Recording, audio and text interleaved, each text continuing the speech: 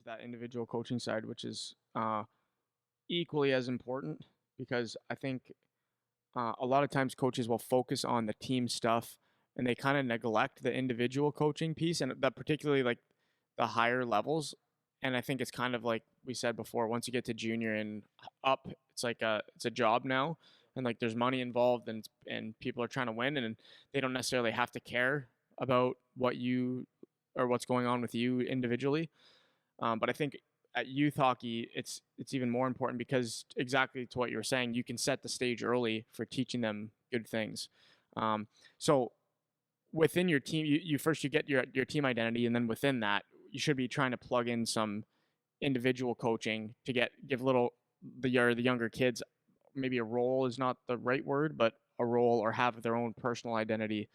So maybe even within that, those two examples you gave, the young team and the skilled team, how did you go about coaching individuals to have their own role or their own identity or something they can take pride in? Like the one kid you gave as the example that was fast, whatever, like that's a good example of that. But maybe you could talk about that a little bit more on the individual side. Yeah, well, the individual side is, to me, is what is the game changer. Like, because you can talk to a group like just naturally, right? If I'm talking to a group, if I'm standing a certain place or someone's got my attention as a player, then I could be talking. I could, as I'm speaking, I could always be looking at that person, and these guys over here or over here might not even think that I'm talking to them. It's like, oh, he really gives a shit about Cam. Like that's all he cares about is Cam and that guy. He keeps looking at them, or maybe that kid's going, "Why is he staring at me so much?" Right? Like it's like that's the group thing. So, but anyways, the message is for the group. But then if each kid doesn't have somewhat of an identity, then they're kind of lost, or they don't know the importance of it, because everyone can figure out real quick who the top couple players are, right? So is it all about them, or is it right? So what makes me important, right? So that's why it's very important, like within that identity, that people have roles. So when you like, let's take that younger team that I had, it was like I would well, first of all, I made sure every single practice, every single game with every team I've ever had is that I'm not saying the whole team, but there's individuals for 2 minutes, 5 minutes, 10 minutes where we might talk. Could be a goalie and say, "How you doing?" Like, not seeing a lot of shots, or you're seeing a lot of rubber, you're doing well. It's like, what's going on? Is there something going on in your head? Just talking to them, letting them know, like, oh, he actually noticed. Right? It's important. And then it could also be like actual coaching. Like, first of all, I think it's important to find out how they're doing as people first, because that's a good thing. But then ask them about their game, or tell them what they, you know what, Eric, the last couple games, you know what I love about your game is like your forecheck and your back check have been outstanding. Like, you keep doing that, like, dude, you give us a chance to win. That you make, like, so you're a third line guy, right? That makes all the difference in the world for our team. If you, the way that you're doing that, and when the guys see you do that, everybody else wants to do that. So that guy now all of a sudden feels like he's important. And then, of course, you can be specific to what they do on the ice, like, center, winger, shots, stick handling, whatever it is. But anything good, point it out. And then, Eric, I just told you about how great you are. So, you know what I think? So instead of saying, but you're what? Give me something here. But you're not going to the net. So instead of saying, but you're not going to the net, and you need to do that or else whatever. Just another way of saying it. Not saying this is how you have to, but if there's something that you could do, you just gave him some good stuff. Just make it better. So, now what I think would make your game even better, Eric. So you're forechecking so well, you're back checking so well. I can probably guarantee that the next couple of games, when the puck's in that zone, if you start driving that net real hard, you're going to get a goal, or you're going to be around the net getting some points. I can see it happening. And that kid's like, oh, okay, maybe I'm going to try that. It's like one task.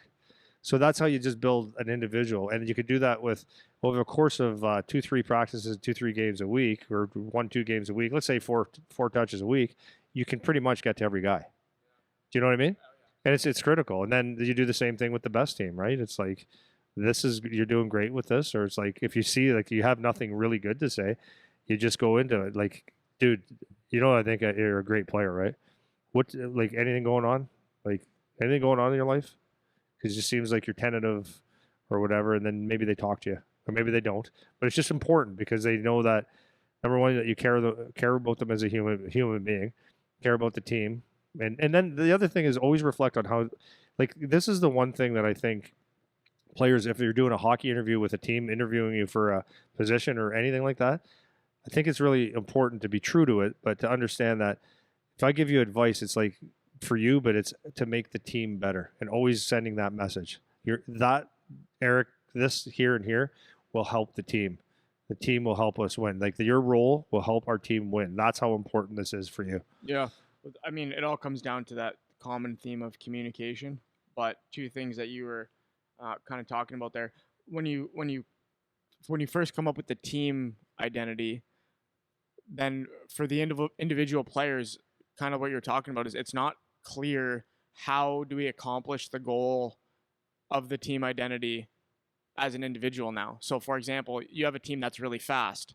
So, if I'm a right defenseman, well, I'm a defenseman. Like, how do I play fast? What does that mean? It's like, well, don't dust the puck off, move the puck quick. It's like, oh, I didn't even think of that. I thought of just skating fast. That's right. Right. So it's like, or closing gaps fast, exactly, or getting on pucks right? fast because you're faster. Active sticks, like sticks in lanes. That's all stuff that closes the time gap for other players, right? So even without skating, it's the appearance of things happening quickly, right? And so that's just one example of you're giving someone a specific thing they can do, whether it's their role or their identity or whatever it is, to fit in with that team identity that you've outlined. Because if you say, okay, we're going to play fast, there, it's like, what does that mean? I don't really know what that means. Skate fast? It's like, I get that, but like, what does that mean otherwise? So that's really important. And then the other thing you have wrapped all up in there is that relationship building piece. And I think that is just like the core element of having a really good team, is having the guys think or feel like they're connected with each other and connected with the coaching staff.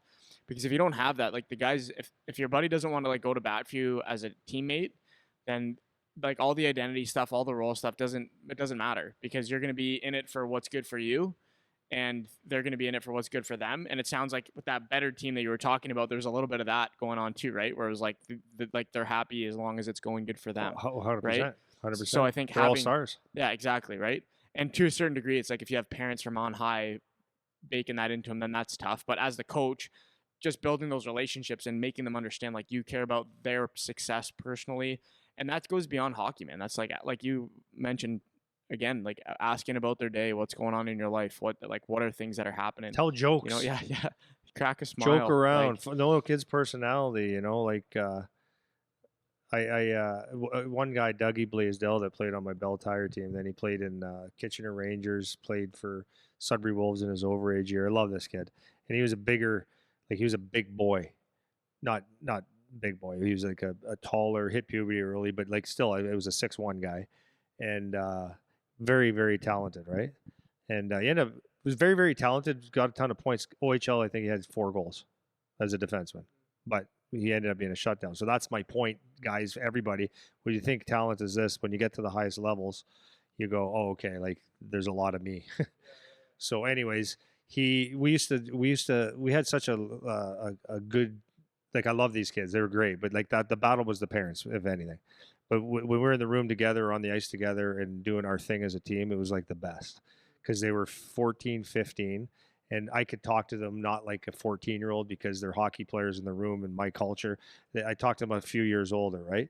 And it was the best. So one of the things Dougie heard me say one time is like, we were kind of in a battle in a game, right? And it was like, come on, guys, like we're better than this. So in between I said, okay, let's do this. You guys, whatever, like not a pep talk, but like, let's get on it. So I said, show them where guys, let's just show them where the bear squats. That's an old coach from a long time ago said that to me. So Dougie loved it. So every day he'd always come up to me, he goes, is that what they say up in Sudbury, coach? Is that? So he'd always say that to me. It was just like a nice relationship thing. And it was like, embrace that, because the kid loves you. Like, he loves that line. You made him laugh, and he just wants to be your buddy. So like all the time, I did look at Dougie. Come on, Dougie, show him where the bear squats today, bud. Yeah. Go, okay, coach. Yeah. We had joke names for our power play. Like it was, I don't want to say them. Like they're nothing bad, but I can forget the exact words. But it was like, okay, this, whatever the title was, is out there, and they'd love it. Right? Like, it was just relationship building. We had fun. It wasn't all, arms crossed, eyes crossed, ears crossed, nose crossed. It was like, I was very stern with certain things, but it's like, let's have some fun, man. It's hockey, and you guys are the best. Well, that's the kind of stuff that ends up being what makes it enjoyable. And that's the kind of stuff, it wouldn't seem like it, but that's the kind of stuff that gets you buy-in, right? That's the kind of stuff that makes the guys listen to you. Now, obviously, there's a fine line where you can be too much their friend now, and then that's like one of the Jocko principles, like close but not too close. Um, but those are the kinds of things that make them want to play for you, and it makes them want to be involved. Right. But you know what though? Like there is a fine line. There is. Oh It yeah, totally for is. sure. But there's also a line where it can work to your advantage too. Because if you and I, like just our relationship alone, right? Not alone, but